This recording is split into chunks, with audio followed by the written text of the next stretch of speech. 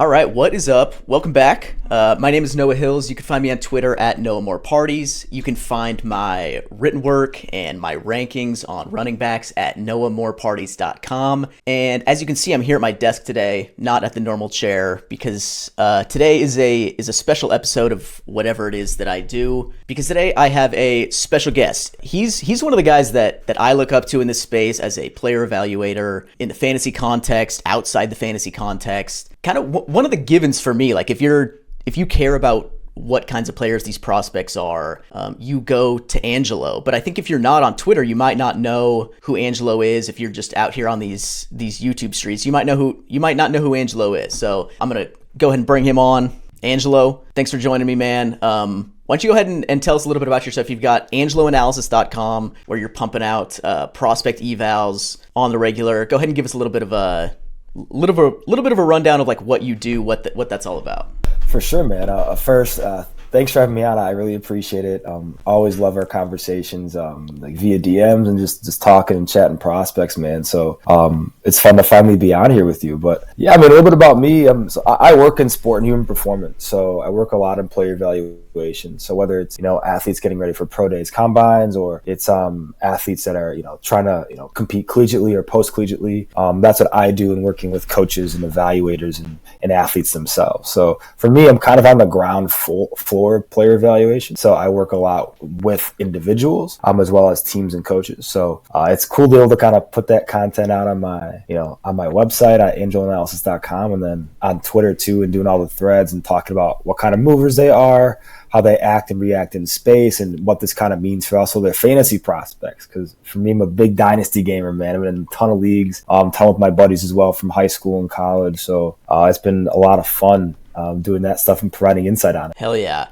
So find him, Angelo_fantasy, at Angelo_fantasy on Twitter, angeloanalysis.com. He's got free profiles for Zach Charbonnet, Zach Evans, Jahmyr Gibbs, Bijan Robinson, all up on the website right now, in addition to like quarterbacks and wide receivers. Like he does more than just running backs. But I want to jump into some rookie running back talk here. And speaking of Bijan Robinson, you have a fairly unique process. You just touched on it a little bit, where you're coming at it from this perspective that you have from being a former athlete yourself, as well as like working hands-on with athletes.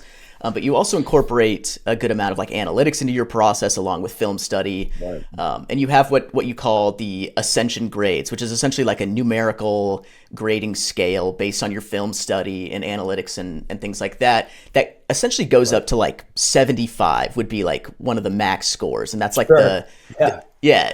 75 is like the gold jacket tiers, like Hall of Fame caliber prospects. Bijan Robinson for you has a 77.48, which is obviously above that 75-point threshold, puts him in the Hall of Fame tier. What other prospects, just kind of for some context around, the level of prospect that you view Bijan at, what other prospects at any positions have graded out that highly for you? It's a great question. Really only three, including Bijan. I mean, I've been doing this since 2019, so not too long. Got 4 years now, going on 5 next year. But the other two are Jonathan Taylor and Kyle Pitts. And you mentioned, Todd Gurley on the show sheet, but he's probably the one that compares most favorably to Bijan, I'd say. But just because of the way they impact the game as runner and receiver, I think Bijan's a little more versatile in terms of alignment, and how he can impact the game in terms of formations and things like that. But also, like Jonathan Taylor, Kyle Pitts. Taylor's one, I think, coming out. Biggest thing was I saw the efficiency, the movement economy. That was a big one for me. And then paired with a guy who's run, 10-3, 10-4 in the 100 meters. Big play guy, obviously, and can carry the load in offense. And Kyle Pitts hasn't quite hit yet, but I think he has the capabilities to with his size, and I mean he's one of the unicorns of the past decade in terms of athleticism for a guy of his stature. So I'm waiting on him a bit. I think last year's injury kind of bogged him down, but I think hopefully this year in a revamped offense with a new quarterback, he can kind of get up there and prove that he's a Pro Bowl caliber plus prospect. Yeah, for sure. I think I personally would call that one a win already. He hasn't produced like it yet, but circumstances there in Atlanta haven't been great. So you kind of touched on this, but you've only been really seriously like scouting these guys since 2019. You mentioned Todd Gurley. So Bijan over Breece Hall then, for sure for you. Yeah, absolutely. Okay. Absolutely. I just think it's the difference, I think, between a guy like Bijan and Breece Hall. It's not even them as a runner, because you can kind of say that Breece Hall is one of the top 4 or 5 runners in the NFL right now, and I think that's correct. But I think it's the way that Bijan can be used as a receiver. That's the difference, right? You've seen him line up in the slot, line up out wide, kind of be a positionless in terms of a playmaker on the field. You can basically toss him anywhere. One of the most scheme versatile guys in the past decade, in my opinion, from someone who can run between the tackles, he can run outside zone, you can put him in the slot, like I said. So that's the difference for me with a guy like Robinson coming into the draft. All right, let's talk about there's 2 guys in this class who kind of stick together in my mind, Sean Tucker and Tank Bigsby. And I don't know if that makes sense, but both of them, especially Bigsby, like really kind of came onto the scene at Auburn as a true freshman, was really a dominant player early on in his career. Sean Tucker, not quite the same level of production, but like so good on a per touch basis early on. Both of them, as they became like bigger parts of their offenses, and those offenses kind of crumbled around them, or maybe they, had some injury, like their careers just kind of didn't expand upon those strong like early seasons. So they stick together in my mind. In your rankings, you have Tucker much higher than you have Bigsby. What are obviously they're not the same player, but like what kind of are the distinguishing factors for a guy like Tucker over a guy like Bigsby? Yeah, I think first, like when you looked at, there's kind of like, I'd say a group of 3, besides Robinson, you can include him in a group of 4. There's Evans, Bigsby, and Tucker as like freshmen, right? These were the guys too, when you looked at, when they were freshmen, we were like, oh my gosh, these are guys that are going to be, round 1, round 2 picks in the NFL draft. Like we were banking on it. I was too. And then we saw a couple things happen. We saw a guy like Tucker. He seemingly got better throughout college. He became more disciplined.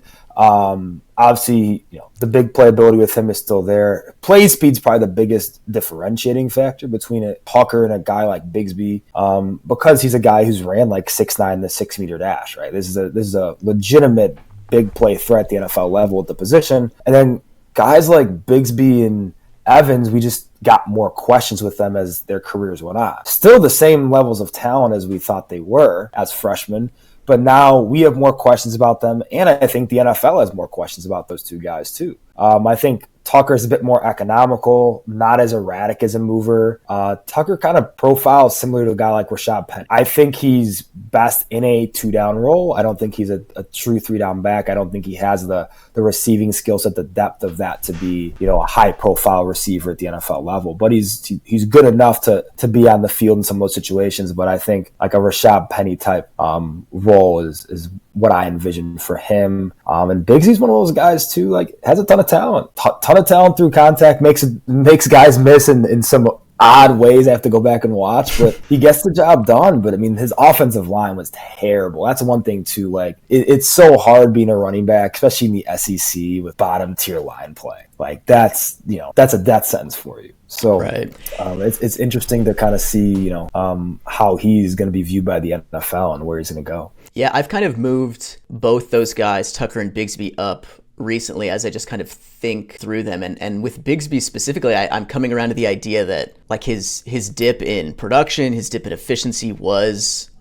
circumstantial, maybe quite a bit. Right. Like he was playing hero ball behind a bad offensive line. But yeah, he's, when you see him like, especially out in space where he's making people miss, and he doesn't have that speed that Tucker has, but he's got a little bit of open field juice. He's an exciting guy who I think may be getting a little bit more overlooked now. People are way lower on him than they have been and might have overcorrected in that area. But you mentioned Zach Evans, who's a guy that I'm big on.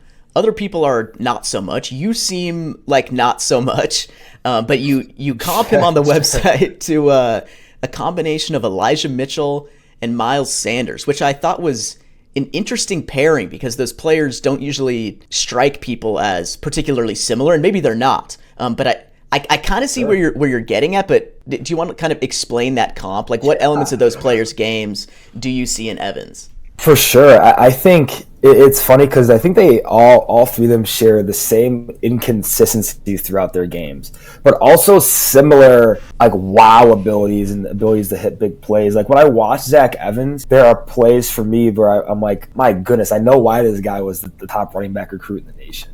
Like other times where I'm like, what the heck is going on here, right? So it's funny because I've had some of those same moments, especially with Miles Sanders. I specifically remember evaluating Sanders coming out, and I'm like, oh my gosh, this guy's a Pro Bowler. And I'm like, oh my gosh, is he going to be in the league in 3 years? Right. So I've had those moments, and I had those similar moments with Evans, and a lot of it's where they struggle in their delay as a processor, right? They're late processors of information who have the tendencies to kind of panic a bit during closures of space. Like I've noticed that with Evans, there's kind of sometimes you can kind of see the question mark pop up over their heads. Like, what do I do now?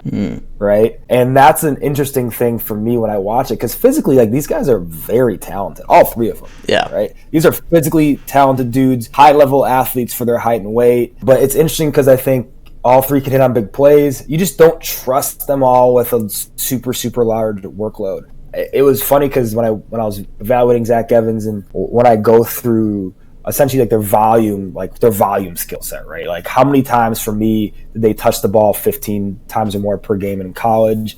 And Evans is only like at 33% of his games. Yeah. Right? And that was interesting because the only two backs in the past few years that have had a rate lower than 35% who have been successful were Tony Pollard, and he played receiver at Memphis actually, which is funny. And his was only like at 2% because he didn't touch the ball, right, obviously very much 15+ times. And then Josh Jacobs. And Jacobs was, one of those guys who was in the Bama committees and came out. And he's a first-round pick, though. So you're like, okay, got it. So if the guy's going to kind of break that mold, it's going to be Josh Jacobs. So for me, it's like, okay, where's a guy like Evans fit in the NFL in terms of a touch share perspective?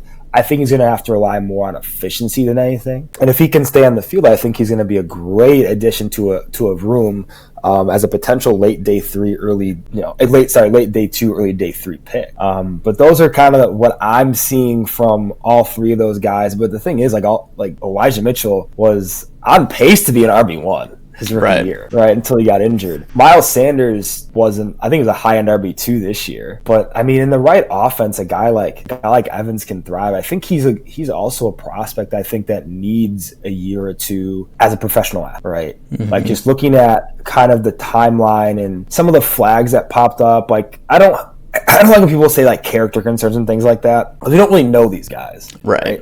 We don't know them as people. It's just kind of like, okay, like you're getting as much as you can from like newspaper clippings and stuff that, right? So it's like, what are you talking about? But when you look at the interviews and things like that, and some of the happenings, we don't obviously know details, but like, okay, you know what? This is a kid, right? Mm-hmm. Like, this is a 21-year-old kid who just needs a professional system and people to guide and mentor him and to help him grow up, which is totally fine. Right. I remember myself when I was 21 and I could probably say the same thing about me, but I think that's going to be something that's going to help him out a lot as if he gets into a system with a veteran running back room and welcoming coaching staff and all of that stuff. I think will really help him more than anything because the ability's there. He has lead back ability. He has Pro Bowl caliber talent just like Miles Sanders has, but it's going to be, hey, can he get in the right environment to kind of help him thrive and just do it with consistency. Right. Yeah. I'm completely with you on the character concerns thing. It's like we can see all these like this breadcrumb trail of like weird stories about Zach Evans. We've never met Zach Evans, but like even if he turns out to be a good guy, which like in interviews he seems like a good kid, but NFL teams are going to have these same questions. And so even if it's just the way that manifests itself in like his opportunity at the next level, it's something you got to care about. Right. But I also thought it was you mentioned Miles Sanders looks like a Pro Bowler. Miles Sanders looks like can this guy even play in the league? I feel like he's looked like that in the league at different times. Like sometimes he plays like a Pro Bowler. Sometimes it's like, man, put Boston Scott in the game. This dude is killing us. It's so funny because I'm a Bears fan. I grew up in Chicago, unfortunately. But for me, I watch a lot of Eagles games. I love Jalen Hurts, love Devontae Smith. I have a lot of them in my dynasty teams. And my friends give me so much shit because I'm like I'll in our group chats I'll be like, Miles Sanders missed another hole. And I'm like, it's like happened so much. And I'm like, oh my God, dude, that was a sick 45-yard run. Like it's so funny to be watching Miles Sanders in the NFL because it's so frustrating, but it's just so beautiful at the same time. Mm-hmm. And that beautiful frustration is what I envision for Zach Evans. which is not necessarily a terrible thing because Miles Sanders has been decent, but that's kind of what I see with him, and get a little PTSD with that. But no, man, it's funny because I think there's some decent parallels with those two. Yeah, it's kind of like the J.R. Smith or something of running backs, where it's like sometimes it's like a 360 dunk, sometimes it's like a step back air ball. But yeah. Let's pivot to a guy who seems to be a little bit more composed.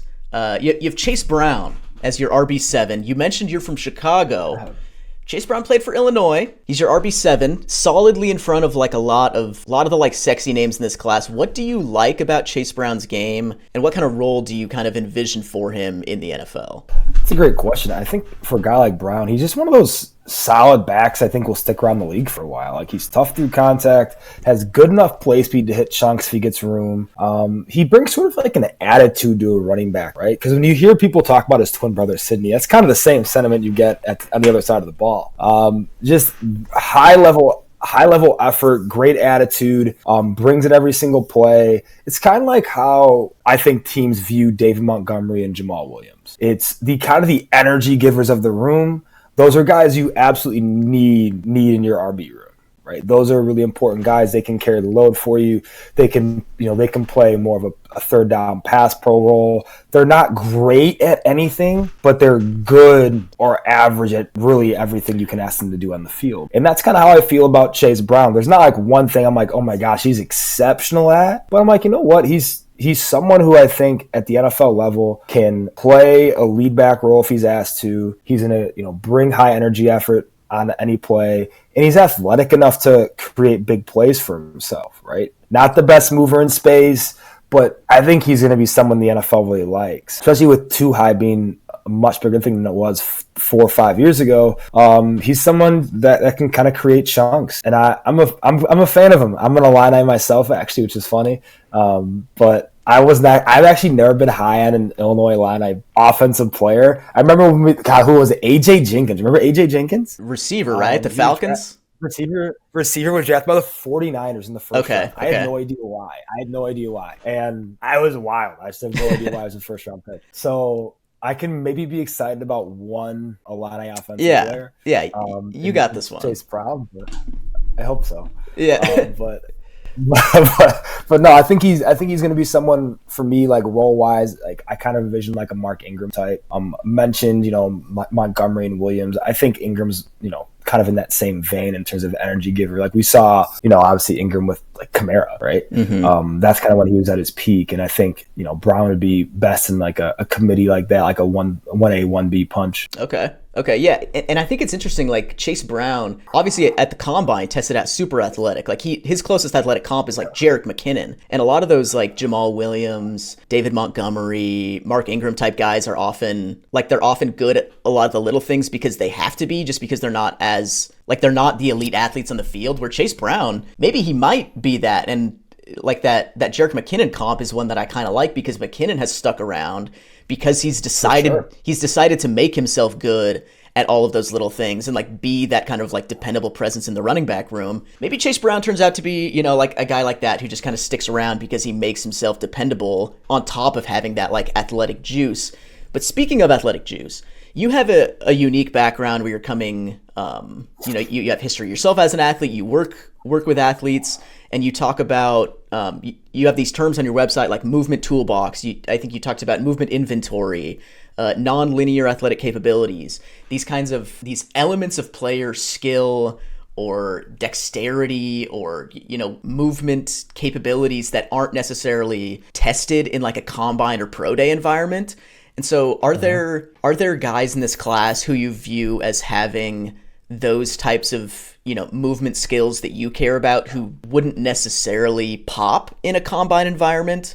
And maybe vice versa. Like who are the guys who aren't going to run a fast 40, but like you're impressed by them as athletes regardless? Yeah, I think the first one that comes to mind, honestly, it's Deuce Vaughn. I mean, it's so funny because like guys in my space and a lot of my friends and colleagues in sport performance, like we all have the same sentiment about Deuce Vaughn, that he's an absolute baller. It's funny because he's like 5'5", right? So it's like, how is this guy going to fit into the NFL offense? He's too small to get volume. But when I watched him at Kansas State, I'm like, he's literally too good for them not to give him the ball. Like, that doesn't happen very often in the Power 5, especially for a guy who's under 180 pounds, under 5'10", 5'9", Right. 5'8", right? So he has this non-prototypical size, and he touched the ball at a higher 15 touch or more clip than Bijan Robinson. Like, he touched the ball 15 more times, like an 83+% of his games. That's a really high mark, and that's because they trusted him with a large role. They trusted him as a receiver, and so he's a guy that, like, he didn't test a lot at the combine. I don't know if he tested at all, actually, because I was trying to watch. I don't think so. Yeah, so for me, a guy like him, it's just how quickly he processes information, and also how he pairs that with just being so efficient, but yet like sporadic as a mover, right? You have no idea like what he's gonna do. He keeps defenders guessing. He's someone in the open field. It's like catching. It's like catching a lightning bug in a jar, right? Yes. Yeah. As a kid, like, That's when good. you went outside, you're just trying to, like, I probably went like 0 for like 1,000. But that's kind of like how I envision Deuce Vaughn. Like, he's just so hard to corral in tight spaces in the open field. So he's a guy like in a combine setting that's just not going to do very well. Thought kind of similarly, like way back before I started with like Cooper Kupp was a big one. Okay. Like Alvin Kamara was a big one too for me in the past. I'm like, well, this guy's like, Alvin Kamara like in the mid 4.5s, right? But it's like just his ability to create space for himself, both in like congested areas and in the open, super big deal. Devontae Smith, obviously during that year, he didn't have a combine, I don't think. Yeah, I think he was hurt. So that was the he broke his finger during the national championship. Yeah, something like that. And then kind of on the other side of the coin, I think the one that popped out to me at the combine, I think it was Deneric Prince, the Tulsa running back. Yeah. And I'm like, well, this guy tests in the upper percentile. Whenever a guy like tests in the upper percentile, and I haven't really graded him very high, or I'm like, you know what, like I gotta go back and look at this dude. And a guy who's like hyper athletic, right?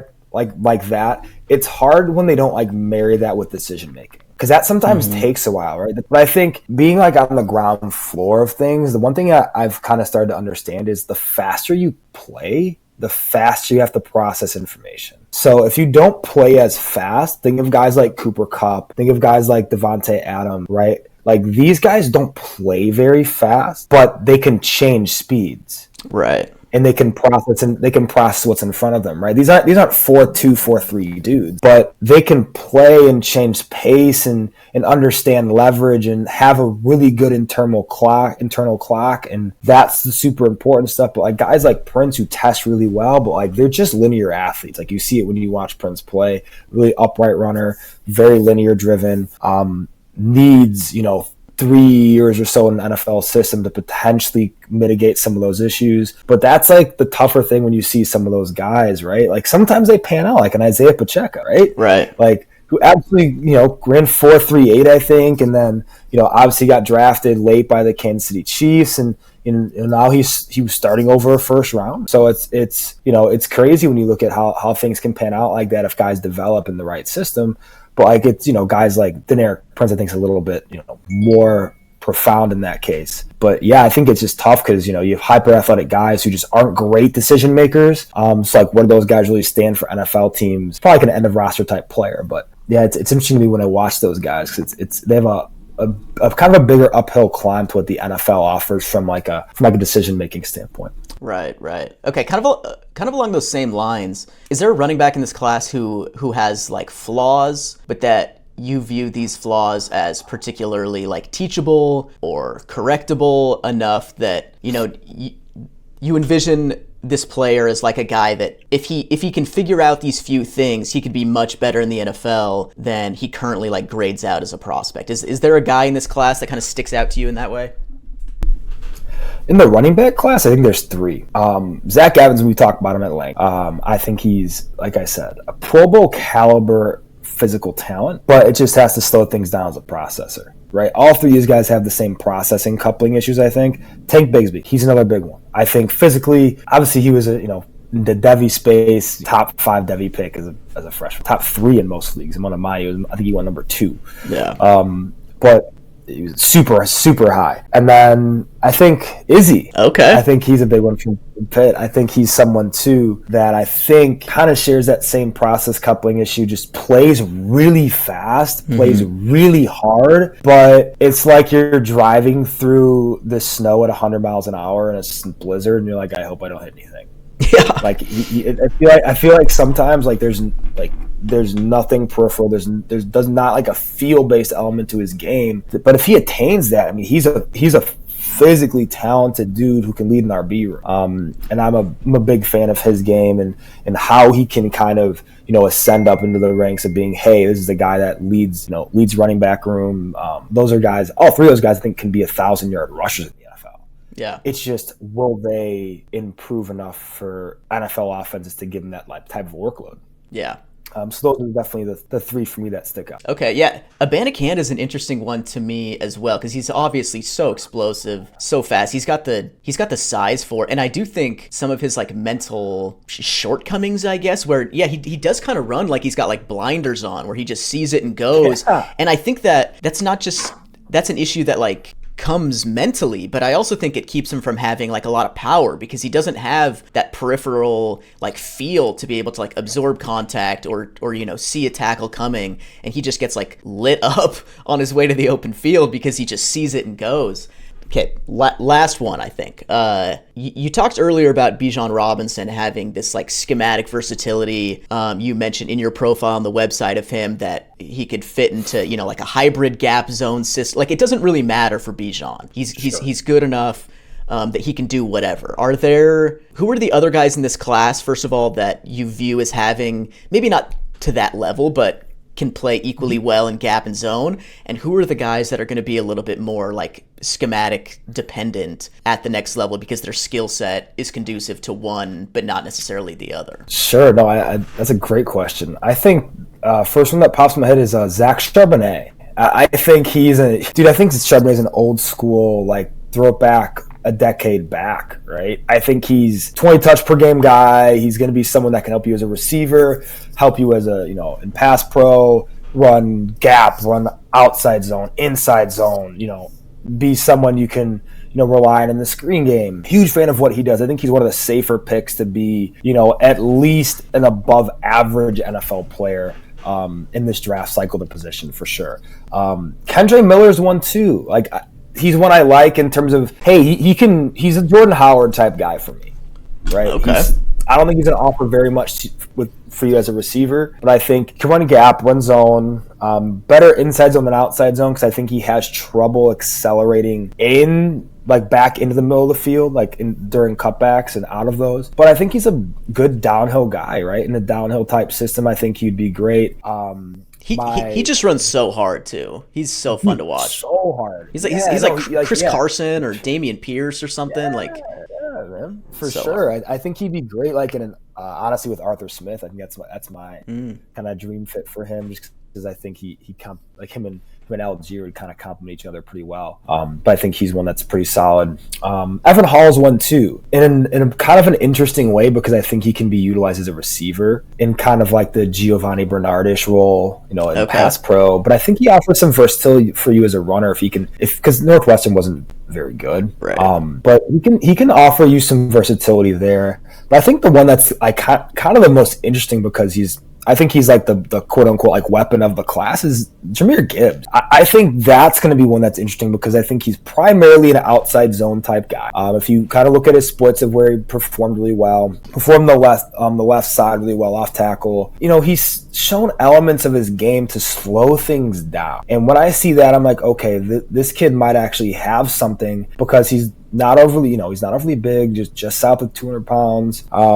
Probably not going to be an A or B gap guy, but he shows the ability to process that really well and couple that with some of the best feet we've seen in the last 5-6 years, in my opinion, in terms of marrying that with his processing. I think that's pretty incredible what he can do in that capacity. But for me, the biggest thing versatility wise with Gibbs is you can line up anywhere. You can line up out wide, line up in the slot. He can, play receiver for you. I remember there was a play, it was against Kansas State when he was playing with he was playing for Alabama. It was 3rd and 10. He ran a little option route in the slot, got open, hands catch, took it like 45, 50 yards, right? Yeah.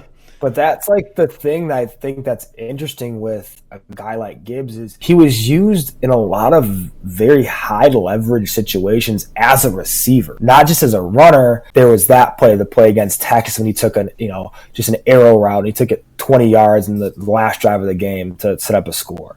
Like that's, I think, the unique part about his game, more so from like just a overall schematic versatility standpoint, not just as a pure runner. It's just how an offense can utilize him and create chunk plays, move the chains. I think that's a really interesting one for me when we talk about the upside there with Gibbs. On the other side of the coin, I think the two were Devon Achane.